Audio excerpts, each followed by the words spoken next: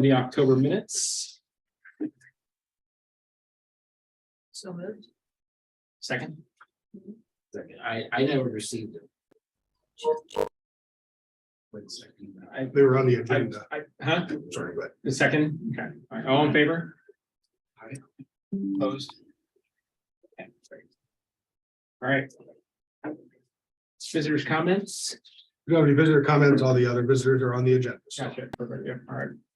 All right, new business, Parkmore Drive-In curbside parking request. So I'll start with this, Mr. Chair. This comes out of the conversation about curbside parking that we've had about. I'm just going to pull this up on screen so everyone can see it. These are the 5 15-minute parking spots across the old Webster district. So I know you can't see directly. The one we're going to be talking about today that Parkmore's made a request about, of course, is this one here, which is around Parkmore. The Parkmore owners are here with us, and so I'll invite, come on up to the table since we're in the conversation here, and so we can make sure that Tim can see you and hear you.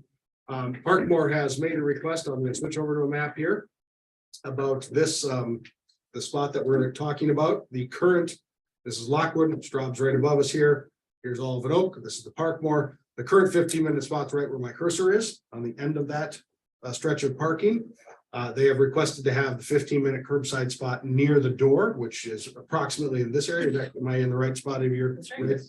So I am recommending from a staff level, after conversations with police and also city manager and public works, that we move the 15-minute spot to either a front, this slight break in parking right there, this space right there, or that space right there. So whichever would work best and works for that. To do that, we would make an ordinance change to council. Council has said we want to hear from the business district if they want changes about this. So hence we brought this to you for this conversation. And so that's my recommendation. I'll certainly, Mr. Chair, if you're welcome, turn to the owners and have them explain their rationale for the request, and then we can deliberate on it. All right. How's it going? First off, thank you all very much for giving us the time and inviting us here to say our piece. So we opened in July of 2020, in the middle of a global pandemic, when you could you couldn't use the inside of a restaurant. So we developed a curbside business. We were 100% curbside. So we developed a large following of people, families, family-friendly food, and we survived and were able to stay in business because of the curbside business. That being said, fast forward 10 months of the first year that we were open, we could only use the restaurant to full capacity for 2 of the first year. So curbside was the mainstay. So now that we've returned to normalcy of restaurant business and life in general, we've seen 25% of our business is still curbside. Big times are Thursday night, Friday night, Saturday night. Lunches do have some fast in and outs. But we would utilize, the people aren't parking for 15 minutes. We operate like clockwork. When the computer tells you a time, that's the time you show up. We run the bags out to you and you zip back off. What we've noticed now that after we've had the parking, we block up 2 parking spaces out front with cones every day and took the cones in when we're not open. We didn't leave the cones out. They were all inside the building at the end of the night. So what we've seen is that people are now trying to wedge their cars into that little white space between right there. We brought pictures of it, trying to parallel park, and seen, traffic on Lockwood being stopped by people just stopping, and they've got their families in the car.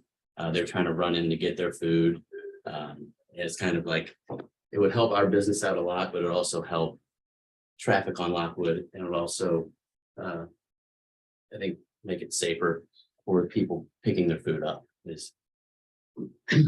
The initial result of removing, returning to the marked parking was long-term parking in those spots. It wasn't people utilizing 2 hours anymore. People were just parking there because it was a free-for-all. So they would park for their whole shift, and we'd be stuck with cars in front of all of these businesses for longer than 2 hours, 6 to 8 hours at least. So we would like to have the spot in front of our door, the one behind the stripes, because the one in front is just accesses the side door of Olive and Oak. That's where their trash comes out and all, so I'm not sure that that's a good spot for that, so we would appreciate the one behind the stripes to allow our perishable item to get in cars and get people in and out and moving down the street. Mr. Chair, so ultimately, we can create an ordinance and take it to the council. The council would just want to know from this body recommendation, if you want to deliberate, talk about this conversation. Just so you know, the process, the ordinance will take 2 meetings. As I told the owners, the first reading, we can be ready for the 6th and the next meeting of the council in December, should the body recommend it. If the council is not going to have any objection, and I highly doubt that they would have any objection to moving a 15-minute spot, we would start putting the signs up right away ahead of the ordinance being fully implemented.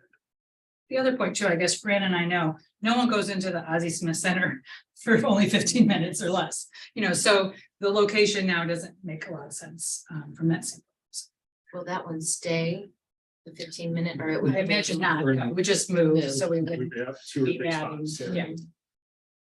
Well, looking at the picture and seeing people try to parallel park in front of my store, which they're not good at it. No. The one in the spots, where the black car is now makes more sense because people can pull into that area and then back up much easier. I was trying to parallel park, which is just not pretty, so.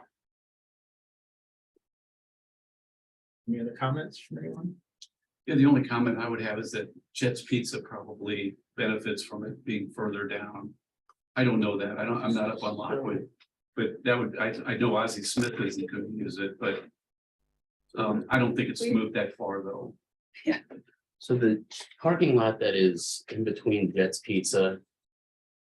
Right there, their door to Jet's is right there. They have parking spaces that they pull up right in front. Probably most people do that. Yeah, They do.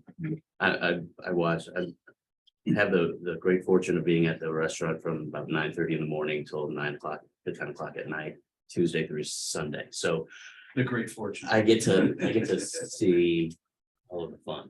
I'm not opposed to it. I just that I don't think the Ozzie Smith that used it could be the Jets use it might be using it partially, but Yeah. I don't think it's moving it that far, so it's not changing much. Except helping them.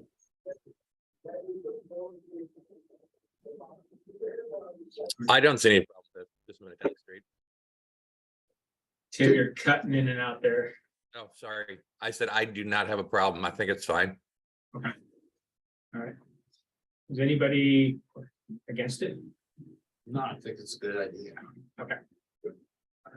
Mr. Chair, that's all we need. We'll be able to report to the council. Your recommendation will prepare an ordinance and have it on the 6th for the move. And again, barring any issue, I don't expect any issue if the council does have some, we'll work through it.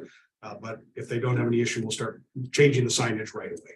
So. And you guys do have 2-hour parking in front of your business, right? We do, and that's This- where. That's item number 2. Well, don't get me wrong, I have the same problem occasionally. We're gonna be coming back to helping everyone with that issue. So, 'cause that's, All right. it's hard to find 2-hour parking in front, but we don't generally find people complaining. I mean, no one seems to complain about parking that comes into our business. We never hear it, so that's a good thing. All right. Thank you very much. Well, thank you. Yeah. You're welcome to stay for this next conversation. David will make room for you to. come on up here. So our next conversation, Mr. Chair, Chief Curtis is with us to talk through conversations from last meeting about security, obviously, some car theft issues that we mentioned, and then also parking has come up to our parking enforcement, and then traffic calming and speed and such like that. So I'm going to never speak for the police chief. I will turn to him and let him give us the august wisdom he has. Well, we can address the 2-hour parking first, and Amari's here, and he can attest to the fact that for the last 4 or 5 months, we've been about 10% short on human resources. So we've had very little traffic enforcement. It's basically been relied upon the area officer who also gets other calls. So it has been inconsistent or non-existent. So I apologize for that, but we just didn't have the staffing to really focus on it. We've recently hired 5 people in the last 3 months. Mars returned to traffic, so that situation should be corrected, if not already, shortly. So people should, usually what it takes is for them to get a couple of tickets and we talk about the employees that are parking long term, and that usually solves the problem. So I said, Mars will be, is back to traffic enforcement and will be policing those areas. Chief, just on that, on staff turnover, can you talk about the recruitment challenges there? I mean, I know there's the narrative about, positions that the city has frozen, but in reality, if I'm correct, it's really about recruitment and the toughness of turnover and what that. It's not the frozen positions, and we probably have, it'd be nice to have them back, but it's not what affected the business area, either the safety or the parking. It's the fact that open positions that aren't frozen, it's a tremendous challenge to recruit people and retain people now, because the environment policing, which I probably don't have to tell you, is not exactly been a positive thing. It's unfortunately become somewhat of a toxic profession. So it's hard to get people to come in as new positions. What we've been getting really is the new officers. We've been getting people coming from other departments. So again, that's a challenge, and it continue to be a challenge. But right now we're fully staffed, and we will do everything we can to continue that. But again, our plan, especially during the Christmas season, is to make sure that Amar's up in the business districts doing the parking.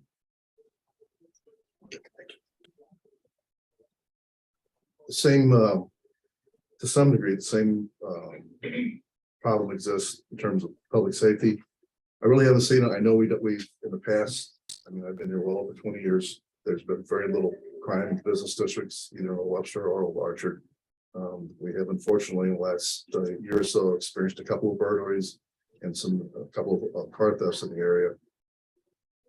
Those really are also a result of the environment. It's not just Webster Groves, it's experiencing these problems. It's outside communities, the inner ring suburbs especially. But we're doing what we can to make sure that we are staffed and patrolling. The 2 burglaries happened in the evenings, the ones in the Webster, and we had 2 or 3 in Old Orchard. Again, the officers are out there. We've got 6 square miles. Everybody's assigned an area. We have on occasion actually pull people from the detective bureau to patrol. So we're doing everything we can to combat that. As far as public safety during the business hours, I haven't seen, other than the car theft. We've got a couple of car thefts, but the one in particular where the car was left running, that certainly is an issue. But we would ask for cooperation from you all, maybe to help educate employees and your customers. Even if you're just running in for a second for food, don't leave your car unlocked and the keys in the car, especially because that's what's been happening. Well over 80% of the vehicle thefts and thefts from vehicles are from cars that are unlocked, and probably more than half of them actually have the keys inside. So we'd ask for your help there. We're doing everything we can. Like I said, we returned to full staffing. If we see a problem, if you can give us an indication, you can go through Amar, you can come to talk to me of anything specific, we certainly can address it. There was some mention of decoy cars.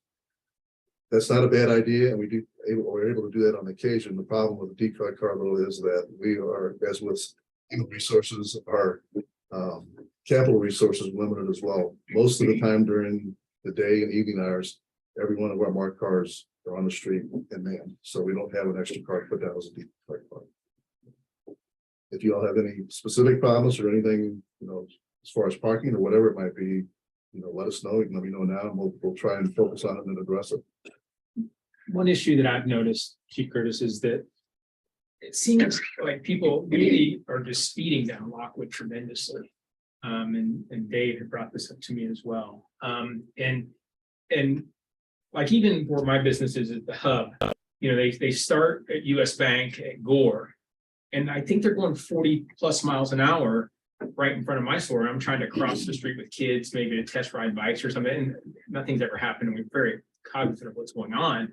I don't know if just sending someone out there to check speed every once in a while wouldn't hurt either. I mean, I don't know if that'd be a possibility. I know, and Dave's down the other end over there next to Jet's Pizza. And he sees the same thing down that end. So And there's an awful lot of pedestrians crossing, not necessarily crosswalks. And so I don't know if it's happened yet, but it's only a matter of time before somebody gets hit. I'm not worried about a car or a person. I don't disagree with some speeding there.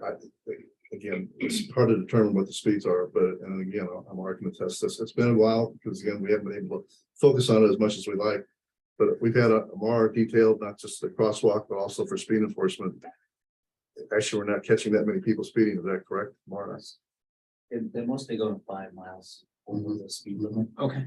And usually I sit at 400 block of Lockwood every morning rush hour. I stop a lot of cars there because it's a huge stretch where there's no stop signs. or anything. But between the 300 and the 200 block, you might see once in a while, but not to the capacity of becoming so dangerous. For people walking, because there's always vehicles parked or deliveries being made. So even if somebody's going a little fast, they're gonna have to slow down eventually. But I can sit there, monitoring this week. Like in front of your business, by the bike store, and kind of see where it's at and kind of. And I think literally, and I don't, what I would just, I think just occasionally, I mean, I live up on Gray and Jackson and I don't always drive 25, but whenever I see, I mean, I know, I try not to speed, of course, there's kids everywhere and everything like that. But if you see a police officer parked, down towards Bristol, it's like, oh, and I just need to wash my, you just every once in a while just need to check. And I think if you're already going it occasionally, I think that's awesome. I think that's all I would think it would take, just a random, every once in a while, just be sitting there and then, Like that speed checker trailer that shows your speed as you're driving up. I don't know if it's an appropriate, it takes a parking space. Yeah, we consider that. That's the problem. If we do that, it will actually take up a parking space and actually comes up, will probably interfere a little bit with the traffic. So we've been reluctant to do that. I don't know how effective that is long term. But again, unfortunately, we haven't been able to focus on it. I'm sure it's been more of a problem in the last 3 or 4 months. But we do have traffic enforcement back there with a lot of parking. We're doing parking as well. The marked cars there, which those people down. So you will see more of that in the future. And then if we could just go back to the burglaries that happened, that probably none of us, I'm aware of one that happened in Crossroads. But can you kind of just let us know, I mean, I don't know if you can tell me that, but I'd just like to know what the situation was to maybe educate all of us on what not to do. Well, one of them was basically a smash and grab. The others were again coming from the rear, breaking in the back door. Of a house? No, businesses. It's been I'm sorry, I probably should have the stats here for you. I didn't think to bring that, but there's been 3 or 4. There's been a couple in Old Webster, and there's a couple or 3 in Old Archer. They happen. The 2 ones were separate incidents in Old Webster, but the ones in Old Archer occurred in an evening. So again, they happened in very early morning hours. Businesses that didn't have an alarm, with the exception of Jet's Pizza. They did a smash and grab there. They were in and out probably less than 30 seconds. And that was just like Jeff Pizza, you're just stealing money. Right, they got the cash register. I forget how much money. It was a small amount of money, but most people don't keep cash in drawers. Right. All right, thank you for that. Appreciate it. Any other questions for Chief Curtis? Appreciate your time. Thank you so much. No problem, like I said, let Omar know if it's a parking traffic issue and there's something else that we can help with. We're free to shoot me an email or give me a call. Okay, thank you so much. Appreciate it. Thanks, Steve. Thanks, y'all. Have a good morning. Thanks for coming in.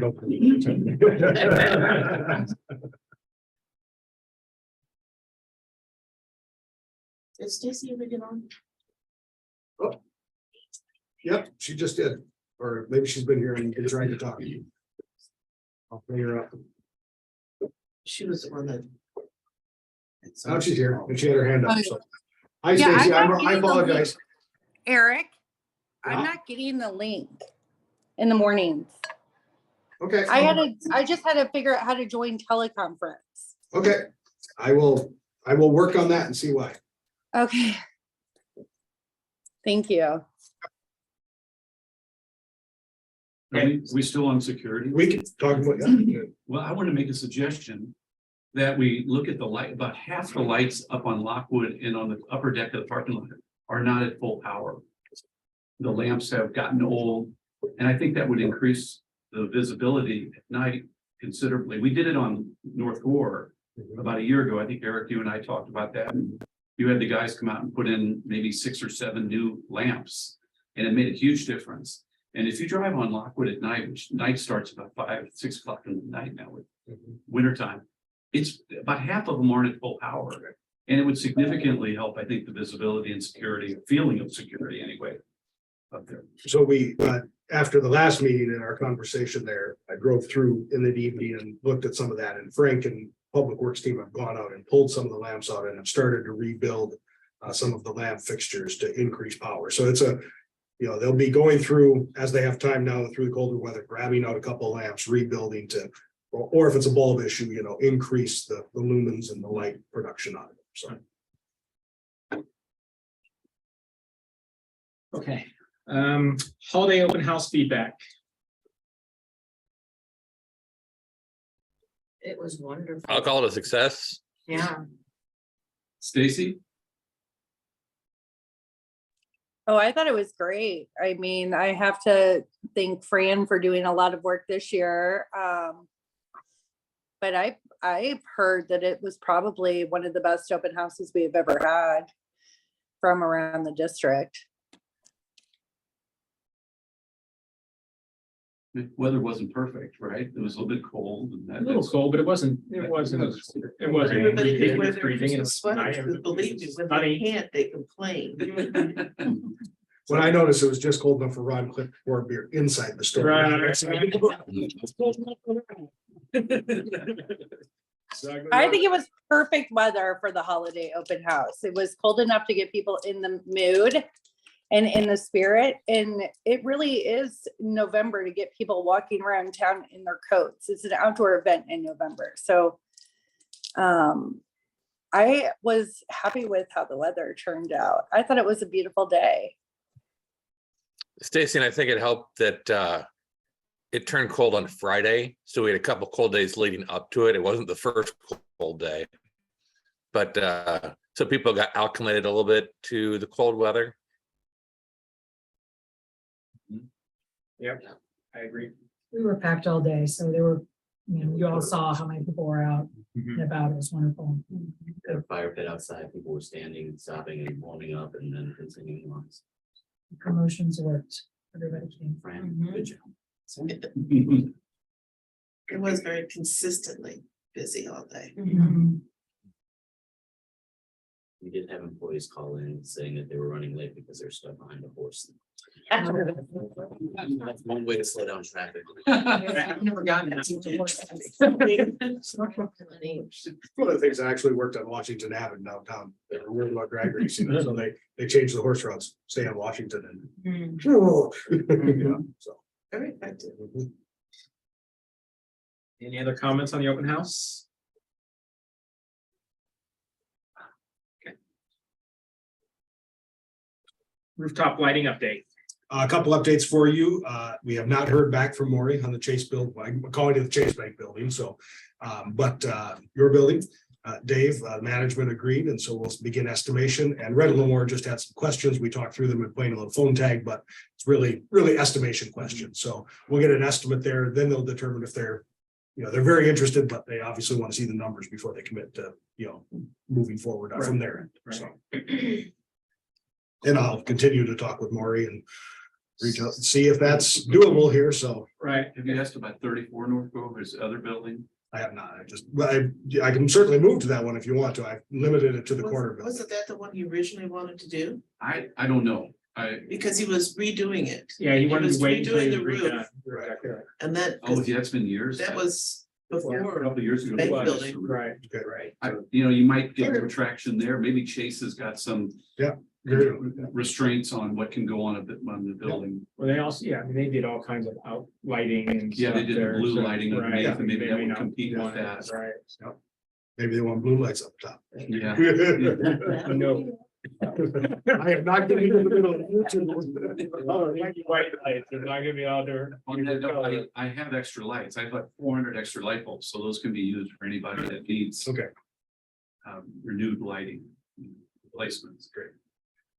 Just real quick, trees are up, obviously, from our last conversation. I think you've all probably seen that. The trees down in front of your building, Dan, have been lit, and then the one on San Jose, so. Looks good.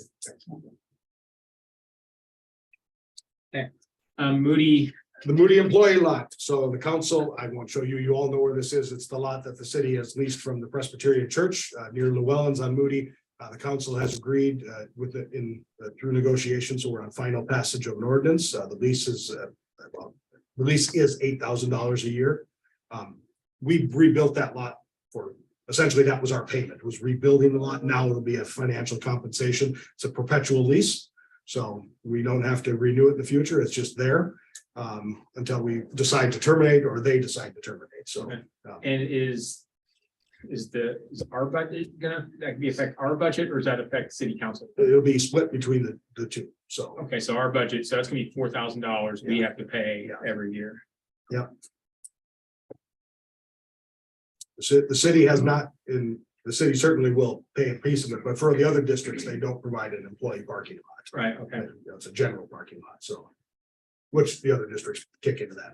So. And our take on the the lot behind the other employee lot is like $17,000 a That's year. correct. So that was the ratio we used looking at those numbers of spaces and it's, yes. And that is an 80-20 between the district and the city.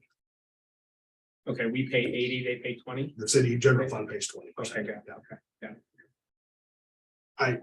I don't know where that decision was made. That's just Mhm. the numbers that I have got Okay, got it. before I. Question about Mhm. the lots. As far as maintenance, Mhm. the original agreement for the employee lot was that the city would put the infrastructure in, Mhm. and then that was this maintenance, ongoing maintenance for that, is that? The general maintenance. The general maintenance will be the city. So in terms of, our signs, for the employee parking and plowing the snow, that's us. Should the concrete begin to deteriorate, that now goes back to the Presbyterian Church as the owner. So we are not responsible to replace asphalt and concrete. Like the striping, such. Striping and, the basic operational maintenance so that people know where to park and all that. So, and they have, of course, there's a couple spaces that they have leased directly to Vitality. So there's a couple spaces in that lot that there are leased to others, so. Okay.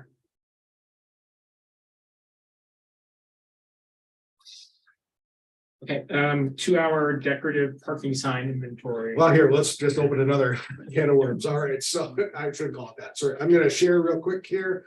Screen so everyone can watch. So we obviously have, everyone I think knows 2-hour parking signs like that right there. We have 34 of them in the district. There are 34 of these signs. We believe we can find the artwork if you want to, so I'm just gonna give you a range of options here to go back. We estimate that for 34, we're looking at about $8,000 to $9,000 to do the double-sided artwork to replace them all. So that's an estimate based on the fact that we can't do it in-house and just some ballpark numbers because we didn't want to go through a full quoting process yet. Frank and the team at Public Works, we do build signs. So if you want to stick with the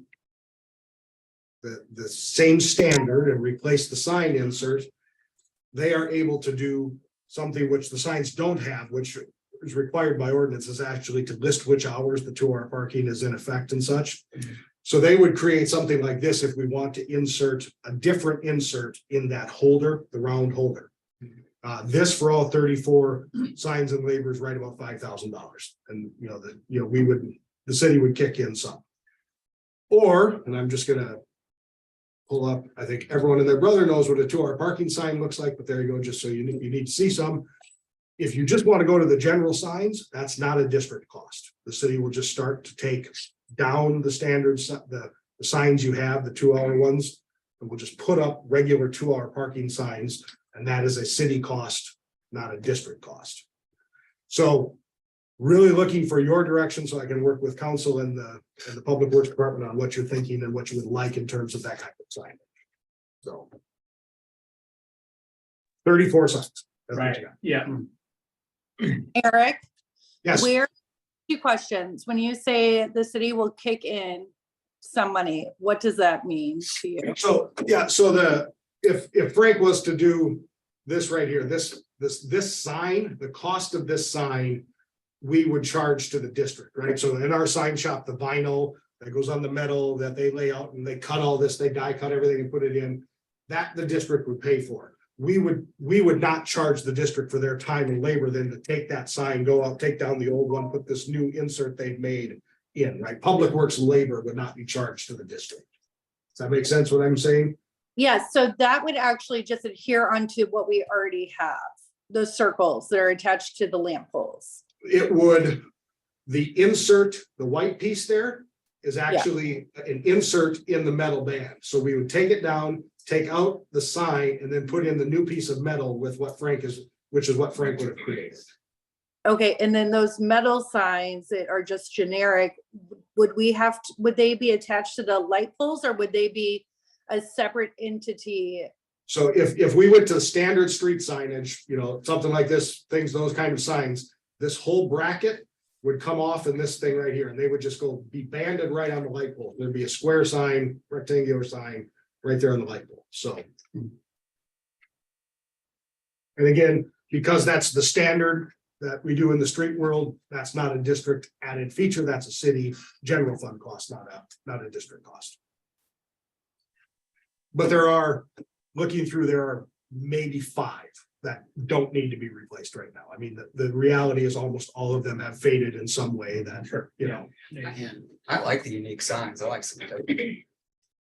It's a nice look. The backside of the sign probably needs to be replaced too. Right. And we just didn't, I mean, we gave you what we know you need on it, right? If we want to make a double side with a fancy something on, then we need to go back and see if we can do it, right? I mean, if we're trying to put the Webster tree on or all that, I don't know if we've got a final cut for that, so. So if I could interject as a graphic designer, we really, as Old Webster, there's no reason why we should let the Public Works or whoever you were mentioning create that projected green sign. We should have a designer do that because we have tons of resources in our city. So it should be beautiful no matter what. So if the difference between 8 and 9 and 5,000 is one color versus multicolor, we can create a cool sign that's one color as well. So just as you're considering it, I don't think the choices are the existing one or something very generic. Well, then the super generic, which is just to replace with, I mean, that would be preferable to me than something created, the version created there, frankly. So I think we need to watch our brand of Old Webster and keep it consistent, or go with something that doesn't approach anything and that is a generic 2-hour the city pays for sign. So there are resources to create.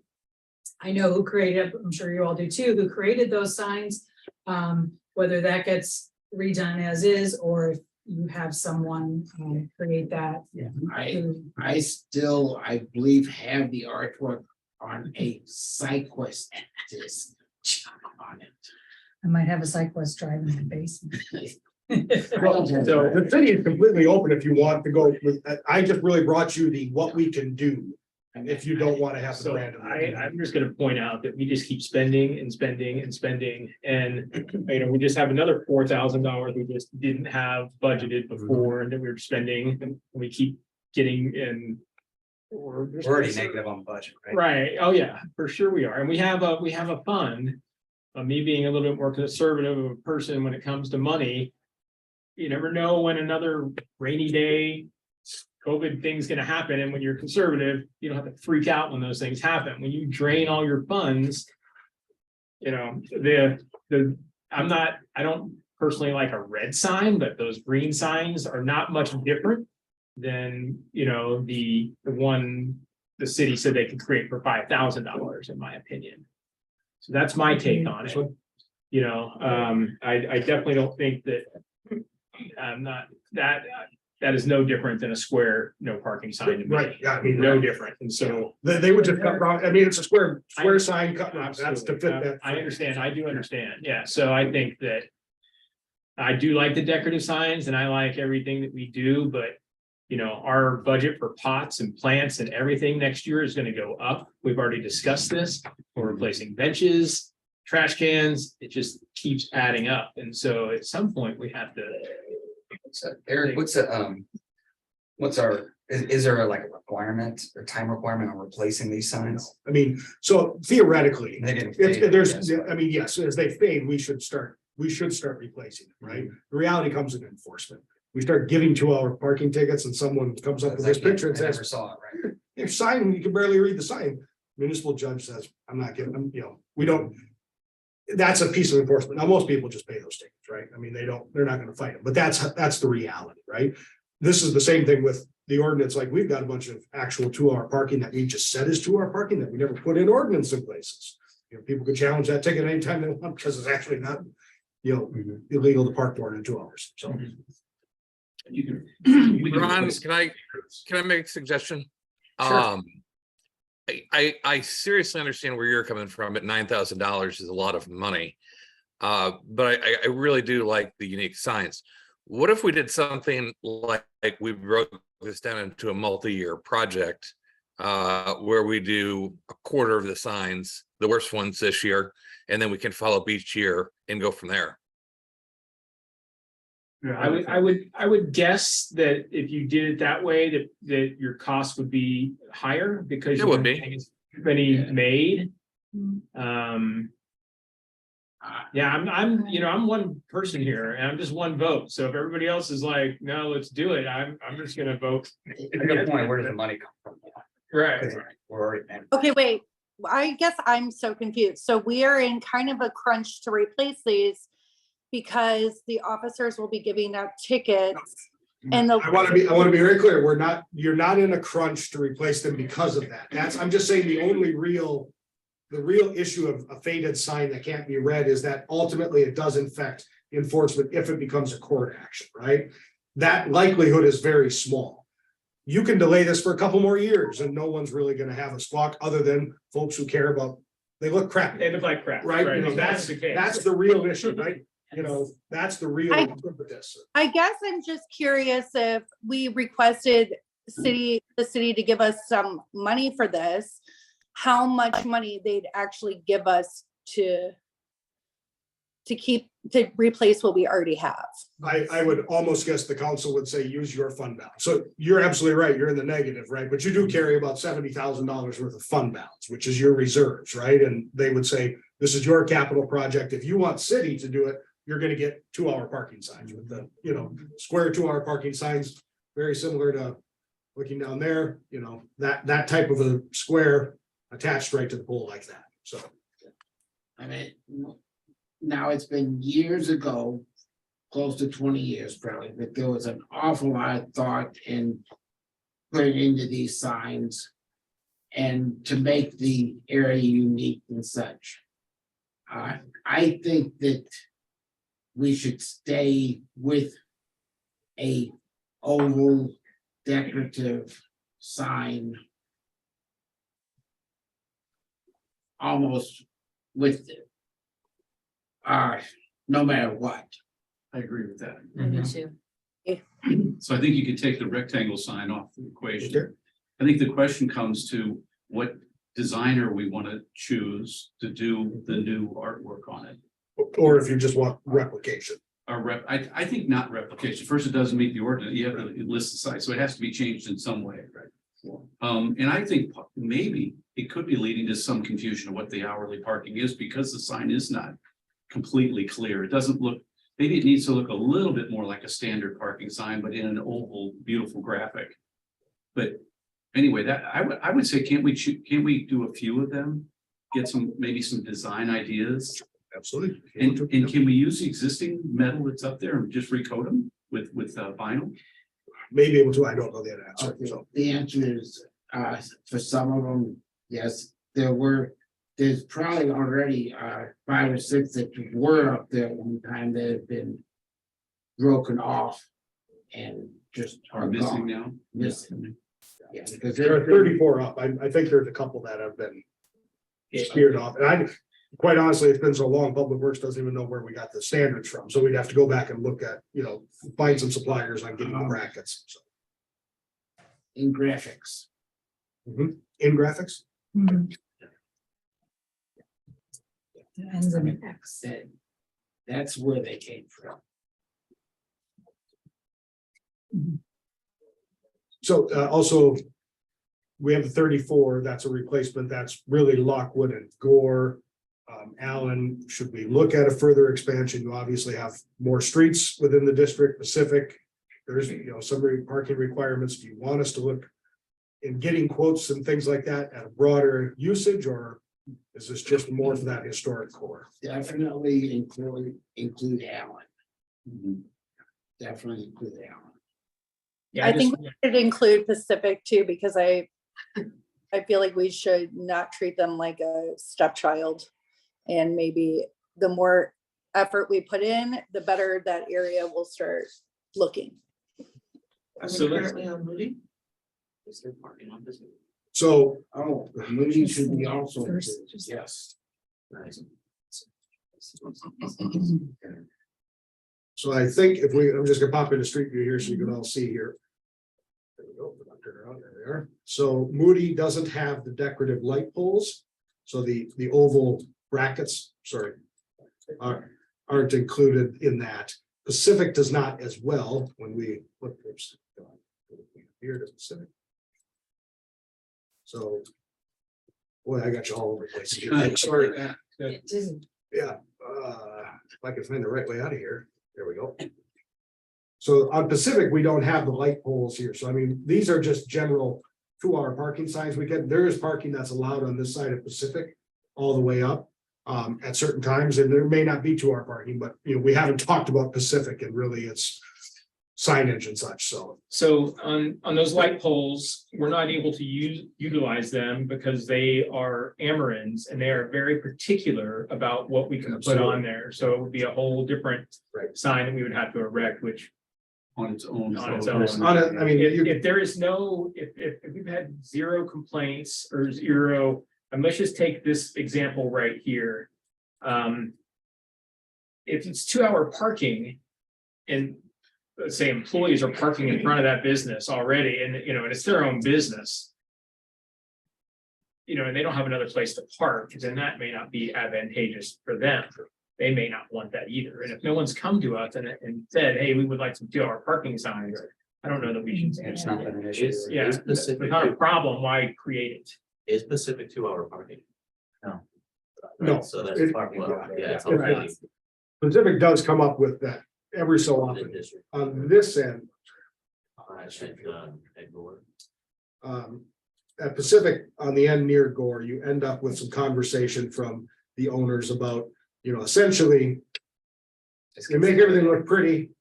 We do a little bit here, not a lot in terms of our amenities, but this piece here gets really no attention, right? And so that comes up every so often. Now, doing a whole streetscape, even for just this piece from Gore to Lincoln right here, is costly and way beyond your budget. I mean, that is a conversation about a capital improvement, right?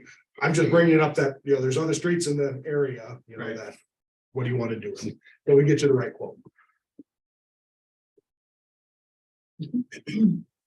I think we need to do the quote in all of that area and not exclude any street. And so Pacific doesn't have 2-hour parking except for. That's okay, but I don't think we need to be like, well, let's exclude Pacific. I think we just need to say we need a quote in the entire area. But not Stacy, practical. there are no poles to put the decorative signs on. It's on not Pacific. practical. It's not practical. to Put them on Pacific if you don't have light pole. There's no historic poles down there that have that bracket. And you could create an oval metal sign, I mean, that's a standard size with a custom graphic on a pole. That could be. Pole part of we the would be quote. installing ourselves. Yeah, yes. Our normal pole is obviously a T-pole, square channel pole. Yeah, I think we need the quote on that. I don't think we exclude any street in our district. Well, Stacy, I understand that, and we Okay. we can look at all those things. I think the difference being is that there are plenty of parts in the district now that we have, there's no historic streetscape done through North Gore here in front of. Well, no, I agree. I just think we need to start taking the steps and including, I'm not asking us to spend the money. I'm asking for the quote. Sure. Okay. Has there ever been thought given to doing the historic streetscape down that North Gore end? I mean, I'm not a big fan of spending more money, but. Yeah, so you're touching on issues that came up in Douglas Hill and such, like, there's always been talk about what do we do down there and how do we improve it? Now that, you know, that project is not going to happen, you know, obviously Rolling Ridge is moving into its, you know, next phase of things and making some plans, but you know, in reality, what's really likely is the old Webster streetscape is gonna be fresh for another one in about 5 to 6 years, probably. We'll start talking about that. Push all that. And is there a bigger conversation about the entire district and what that starts to look like? And since, you know, I think a real big part of that with Douglas Hill, Pacific was going away. Pacific would not be there. There would have been a new road built, so why invest money on a, you know, so now that has become ripe again for that conversation. I do want to emphasize that while they are members of the district, and I don't know the history of this, but there was a decision made that north of the tracks pays a different amount into the district than south of the tracks does. So they pay less of a business license surcharge than the other businesses south. So not to diminish them as members of the district, it just was a distinction made. There were all the, this was before me, Joe was here. But all of the telephone lines and poles and everything, they used to look like that going through a Webster, everything was buried. Yeah. Which is a ridiculous amount of money, I would assume. And so that would be part of that, I would assume. So That was the late eighties, early nineties. Was that at the time, was that a district expense? Okay, it was a shared expense. The business owners were assessed a linear sidewalk fee based on the linear frontage of the building, or well, it wasn't just the linear frontage because it did include the Charlie Fisher's building, which the sidewalk going up the side, I'm still calling it South Rogers building. South that they were assessed for the side of the building also on it. So It's not just a district cost for the streetscape, really, like when you look at Old Orchard, the district really kicks into the decorative light poles, you know, the features that are the burying of utilities, things like that. There's a general municipal purpose behind that. But when you start to add the decorative features, now you're, you know, beyond just the public need for lighting, you know, you want a decorative feature, those kinds of things. Okay. now, in Old Webster, a lot of that was also covered by the bond issue. Right. That at that time for the streets, and I don't remember all the details on it, but it was the property owners paid substantial, but the city paid millions. So that's likely. I mean, if we're gonna do a massive streetscape project, you are probably gonna see a bond issue, which will go to the voters, right? You know, city essentially using that big project. Yeah. okay, so basically what we're decided on the 2-hour decorative sign inventory is we're gonna try to get a bid for the decorative signs. Yep. And So I will get from Public Works what kind of language we'll get graphic design type folks, you know, to do some potential ideas and bids, you know, in relation to that. And then also, you know, whether or not we can use the signs that are there and paste over them, or if we need new metal inserts and all that. So Eric, I'm happy to volunteer to come up with the language, the options if they need some additional guidance. awesome.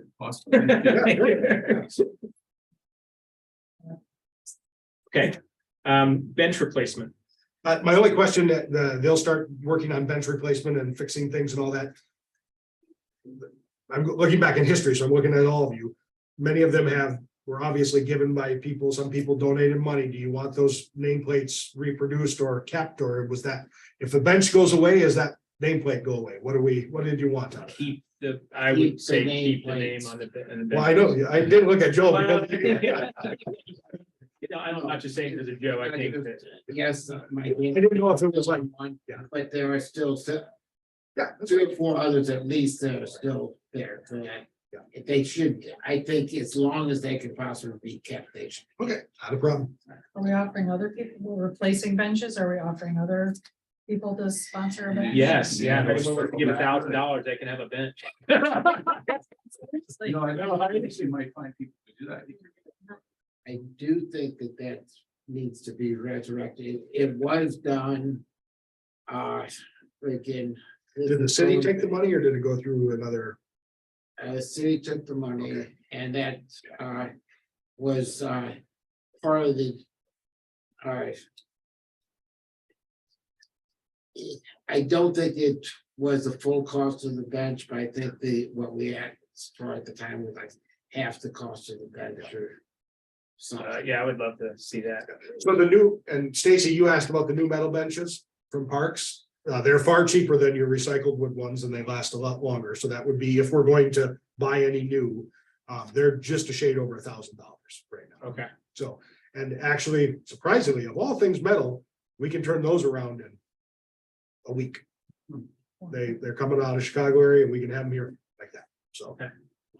Then, yeah, then Then what's the cost of the? No, I mean, we've got 10,000 in the bench fund. I could order 10 right now and the city will cover the over what, you know, and put them in. What is the cost of the benches that we currently have? The benches right now with the recycled and such like that are running about 1,200. So they're heavier cast iron on the ends, which is what the company said is costing more. So I don't know why. I'm assuming casting costs. So we do have a couple that we need to take fully out of service. I mean, you know, that are the one in front of Straub's has got a whole slat missing, so we'll take that out. The Straub's landscaping in the spring will be done. That grant has come in, so that'll all be changed up. So that pathway is going to change as it is. So. Well. Personally, I like the recycled wood benches. And for a difference between 1,000 and 1,200, I would vote to keep the recycled wood benches, but that's. I think I like that too, but just two votes, but I think it looks more traditional, more in character with the historic. What do the metal benches look like?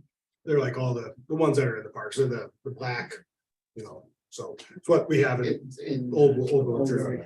Yeah. And they also match the trash cans. Not that that matters, but I like the cohesiveness of it. And yes, I agree, $200, but when we're talking 10, it's not $200.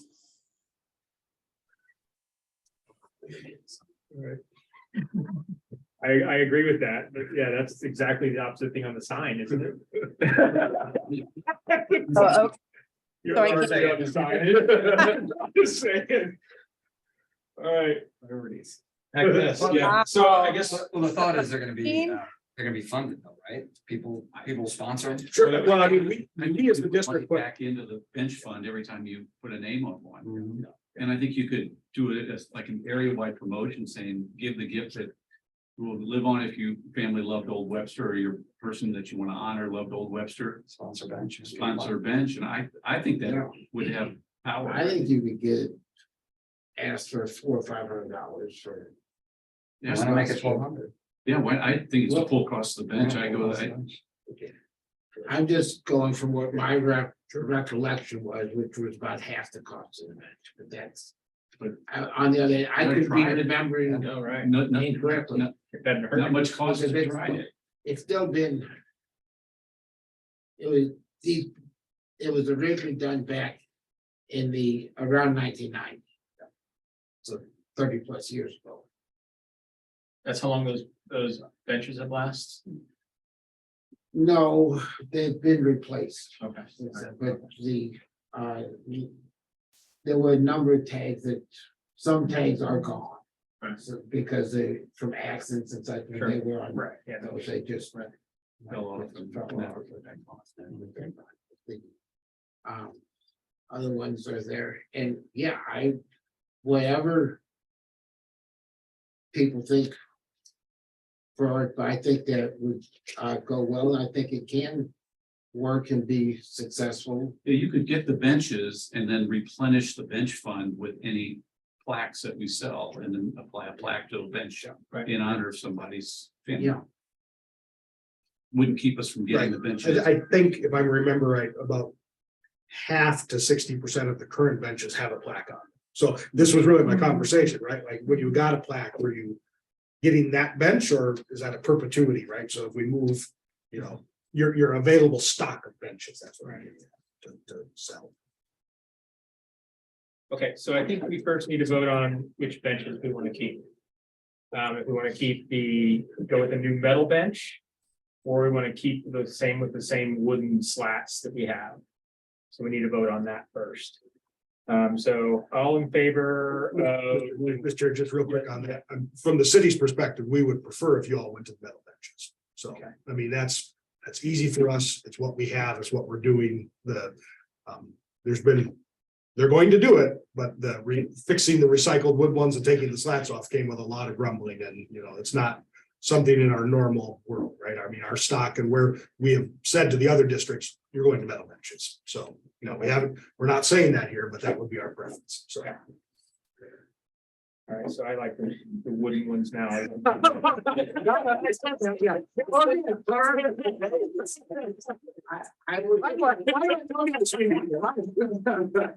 I would make a motion to stay with the same benches that we still have the wing composite. Second best. Okay, Aye. okay, all in favor of keeping those same wooden benches and not going to the metal benches? Aye. I'm sorry, Karen, I Four. didn't understand. Aye. All right, Okay. Those for going with metal benches. Aye. No, you're not going with metal bench. You can't have go both, vote, Tim. What's that? You voted for Oh, both. I'm sticking with what we've got. Okay, all right. what did Stacy vote? I think she raised her hand. Did you raise your hand, Stacy? Oh, I vote metal. Okay. All right, check me. I got one for metal and everybody else I is got wood. a metal too. All right, two for metal. I just was being funny. I was trying to. I'm sorry. I Yeah, didn't- he's a metal. I'm a metal. metal thing. Here's my questions. How long do the wood ones last, Eric? Oh, They've been around a long time. Stacy, I couldn't tell you. I still say that they've been around at least 15 years and probably more like 20. But the very original benches were true wood benches, not the wood composite. No, how long does one bench last and before it needs to be replaced? Say 20 years. Yeah. One bench does not need any update for 20 years. Well, it depends if you have, you know, a Yeah. bunch of kids jumping bikes on them that could get destroyed in a Skateboards. week. It just depends on what happens to them. Okay, You know, so I Does think happen- normal wear and tear is about 15 to 20 years if people use it properly. okay. Does that happen? Have they gotten destroyed within a week before? Well, cars hit one. Cars have hit them before. Yeah. They'll destroy a metal one too. They will destroy everything. Yeah.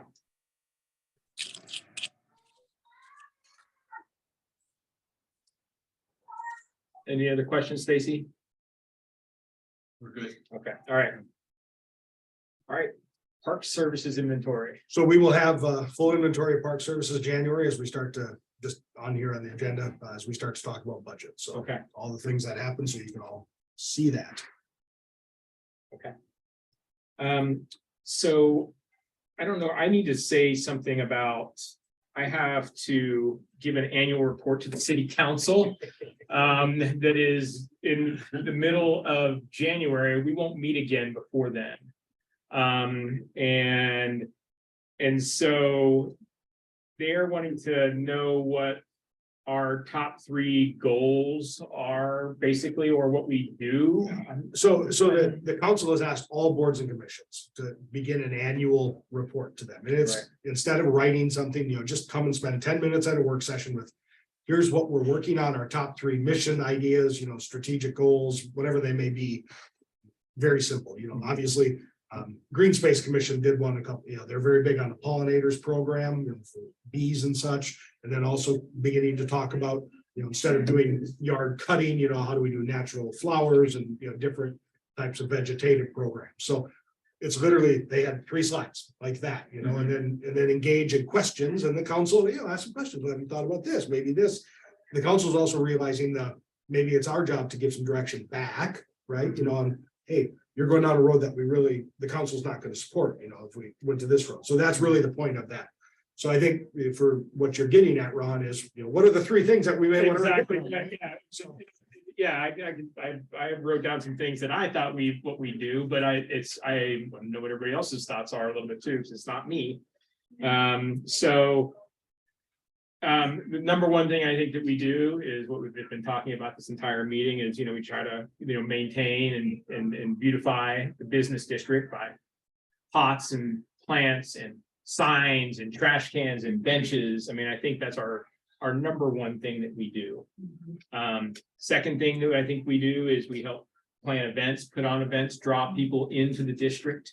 And so that's another thing that we do. The third one, that's the tough one. Well, those are really broad in every aspect that they do, you know, if you ask, so our biggest expense, and I don't have the budget in front of me, but our biggest expense is the pots and plants and such like that. Our second biggest expense is parking lots now, which is going to be $21,000 of our budget, which we have. Actually, your bigger expense is your advertising and sponsorship line, the money you give to the trade association. And that's the what we're cumulative putting on the amount. events. Yeah. So those, What for events and then also just general. so those 3 things right there, I can say $80,000. You know, I mean, that's our budget right there. And there is no extra wiggle room for, you know, other things, and something has to go, and you know, so that's kind of. Any other ideas on that? I guess that's really it. I think those are it. I think, but what you're asking a fundamental question, which I've always hoped that the business district start to talk about, is what is your actual strategic goal and priority, right? Because you don't have enough to do all the things that everyone wants, right? Right. You cannot be a beautification, marketing, economic development entity on the kind of money you have, right? And so is it going to be beautification? Right? Because in reality, you're not even creating destination retail space. You don't have enough money to do that. You're really beautifying the infrastructure that's there. Is that the goal? Are you going to be a marketing supporting entity in that regard? I would argue that you don't have enough scale to even really penetrate a market in a lot of a great way. Or is it, you know, some other combination of things? And I'm not saying what's right or wrong. I'm just, you know, that's a real. My impression of the business is they try to put their fingers in a lot of things to help out everyone in a certain way. So you do a lot of things at a small scale instead of doing a real impactful scale on a much smaller set of projects. But that's just my impression. Right. Well, I mean, the only thing that is flexible is advertising and plantings. I mean, and beautification. I mean, that's really the only thing that you have any wiggle room to, you know. Well, event sponsors too. Well, event sponsors is also part of it. Promotion, yeah. In the parking lots, you're the only business district that's taken up employee parking in the way that you have. You know, the other districts don't cover an employee parking lot like you do. So Whose lot is behind Briscoe? that's a city municipal lot. But the Okay. district doesn't pay into it. They added, when they did improvements, the district added for improvements, but that is a general open lot. It's not employee. Okay. So any employee can park back there, Exactly. just like, Yep. or. And the same with Dale behind Novel Neighbor, you know, it's used by employees, but generally it's a 2-hour parking lot. Right. So, So is that lot behind Frisco 2 hours? yes. 2-hour Is lot? it 3 hours? Is it 3 hours? Sorry, 3 hours. Yeah, okay. Is it enforced? John, owner of Briscoe, he makes sure his employees don't. John Mark. He tells me all the time, make sure- I don't tell him, but he's like, you know, it's my employee, tell me, because I'll fire them. No. I'm not- We should not say that out loud. Not us, John shouldn't say that. Such a nice guy too. That is not an employable action. He's serious about the space, and, you know, he gets a lot of customers between his businesses. Sure. So you want to make sure that, you know, his employees are spread out, so. I know. You're good. We're good. All right, so we still have 5. Okay, yeah, so I guess I would assume that he wants his employees to park next to the railroad tracks back there. I mean, that's where I see a million cars. I'm like, who are all these cars back here? But Employee lot behind the Dock and Tree Park. Yeah. It's about Right, but probably that's the- 100 spaces parked there. okay, But that deal, however that lot came out, the district doesn't have to pay for it. It is not city, it's just a lot. It's owned, so. Because it's not a lease, it's a city owned lot. I don't know the. if you don't know who's it is, you don't want to ask. Well, I any mean, it's questions. our lot. I know that. I don't know how we got it or, and such like that, but it's not a leased lot like we have here in the old. Right, because it's a city lot. Which is exactly what I've asked, when we talked about the Moody lot and certainly the West Congregation, I'm sure you don't want to sell, right? Right. I mean, I'd much rather the city own a lot if we're gonna do this lot stuff than. Right, well, the First Congregational is it First, right? Yes. Yeah, behind me, they may be more apt to.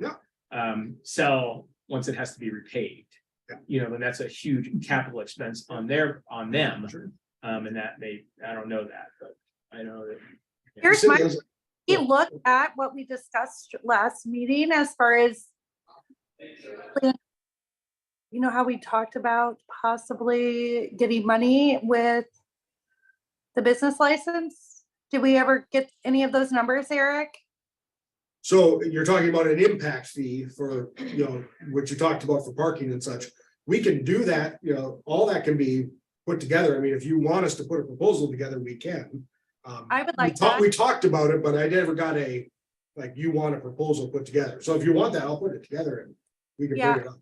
It takes council action and, so you're aware the council would have to pass that and I think there was a couple in here, if I heard right, that did not want to go down that road, so. I did that one too, but I'm. Right, so- Question about the impact fee. Is it for use of the lot or does it affect all the businesses, even? So the people way that it was, have the private way it parking? was discussed was essentially on businesses, understanding that parking creates an impact that must be accounted for in some way. And so all businesses would pay a fee into essentially covering parking costs. So, Based on how many employees they have. right. Right, so Old Webster Square and Reliable Life Building are owned by the same person. 220 and 27. And they have the lots and he owns the lot behind the lot and he bought a couple of years ago for $1 million. Right.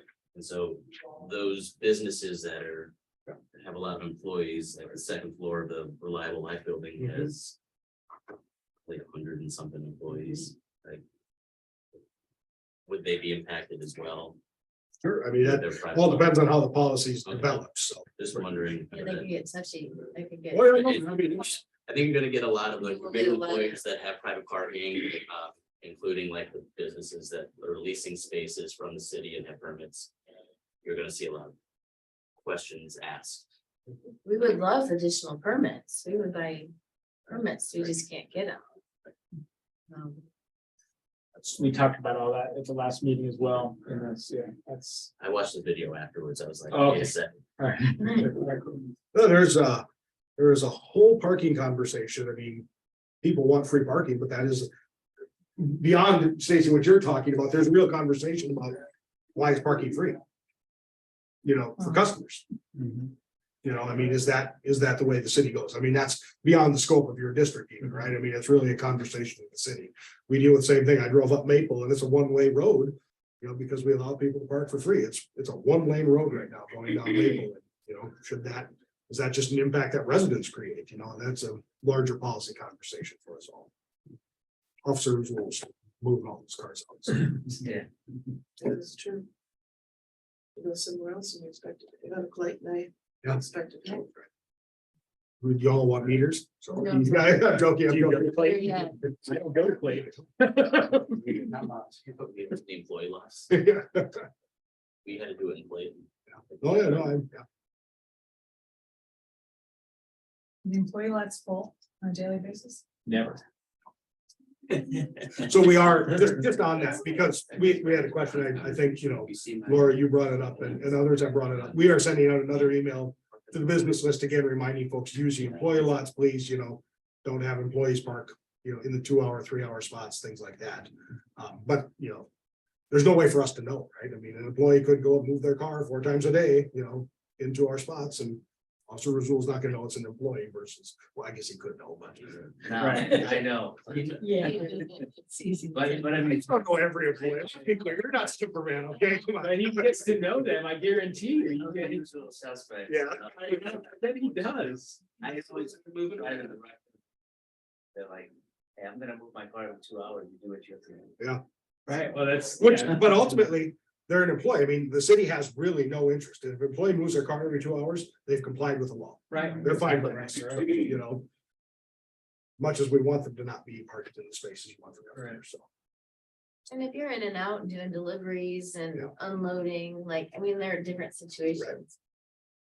And then another thing I noticed during the snowy days last year with the parking, we did have our store manager park closed because the sidewalks weren't shoveled and it was unsafe for her to walk from Moody to our store, and then, so she parked in the lot and then got a ticket on that day. And I think she disputed it, because that was unsafe, it wasn't. So there are certain situations where I think parking tickets need to be a little more lax on those days, but your job is difficult. So. I have, I've been around a couple times, it's like I'm in and out getting stuff and. I could use this discretion, but there's a limit to my. I discretion as know. well. No, I wouldn't want to do that. Yeah. Okay, so I got off topic and I apologize for my personal report Yeah, thing I you're have still to looking do, for your but, three, huh? you're still looking for your three top goals. Well, I think we have it. I mean, I know what we spend money on at least, and so, I'll try to nail that down a little bit better. I'm gonna, yeah, I'll get Dave to help me with that. Okay, and so BDC update, Tim. Anything? You're muted, Tim. BDC update.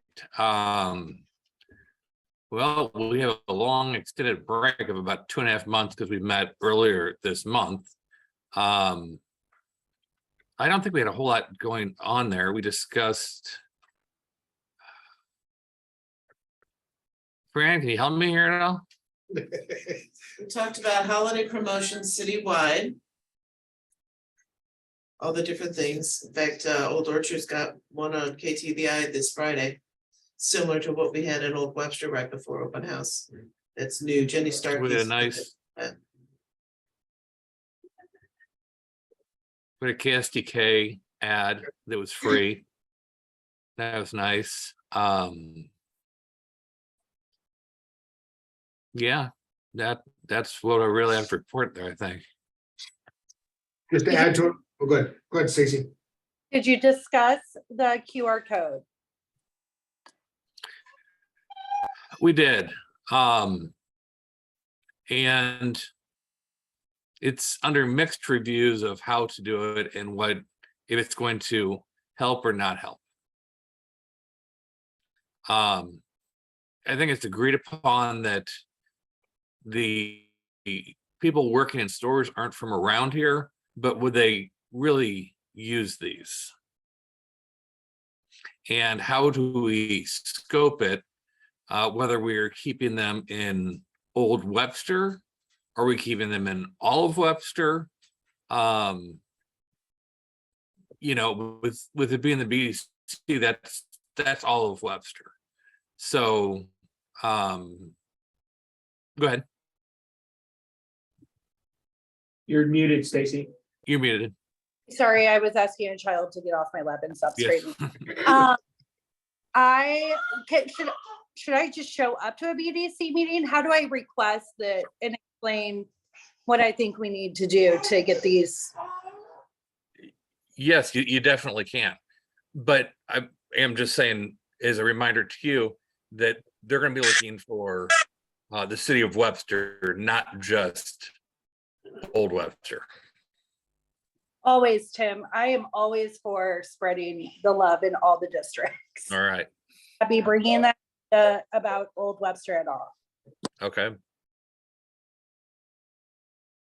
I think just to add to that, Stacy, the BDC my impression is they understand what you're talking about and your goals, and you're fine with the screaming kid. It's great. We as a staff have been looking at, first of all, we have GIS mapping, right? Most of you never go to a GIS map, the consumers, right? So if we create the map in that regard, it's not intuitive. How do people use that, right? Google Maps is what almost all of us use because they have almost a monopoly on it.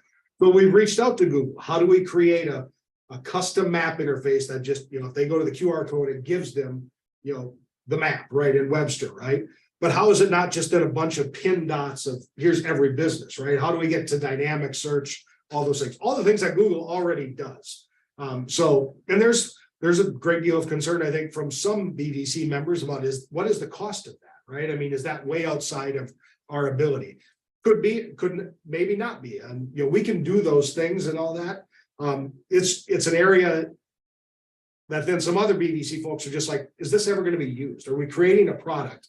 We go back to the restaurant map.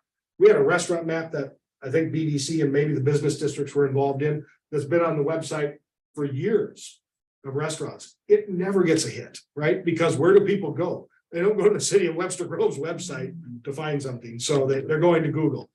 So it's really that conversation, right? And I think some people, while they get the intent, really have the question of, is there really a return on investment if we invest some of the money into that? And so we are still Well, I guess- more than happy as staff to do it. It's just they're asking that question. So I guess my thought process on that is that if we had a QR code on everybody's windows that state like Webster Groves or whatever, that there would be hits on the restaurant.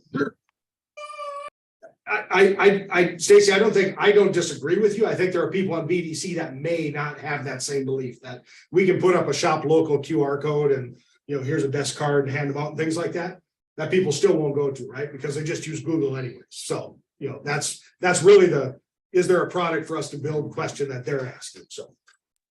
Right, so can I be invited to a BDC meeting? Absolutely. I'll send it to you, Stacy, so you know when it is. Yep. Okay, thank you. And I'll agree, Stacy, we're constantly drawing maps and trying to get them from point A to point B, and Google Maps just does not work. Because it's saying you're here and how do you, it's not getting them to you from our shop. As they're saying, where should we go eat and what other boutiques can we shop at while we're here? Okay, we need to move on. I gotta get out of here to open my store. So that BDC update, city update, 2 seconds. City update, city is strong and it's good. There we go. Thank you. All right, nothing crazy on the city. Nothing crazy. No, we're good. Okay. All right, so our next meeting, we don't have a meeting in December. So our next meeting is January 24th. So I would assume that's probably Joe's last meeting. Well, whenever replacement is appointed, so. Right. That's the fundamental. Okay, yeah, I'd love, of course, I want to hear it. Right. Wealth of information.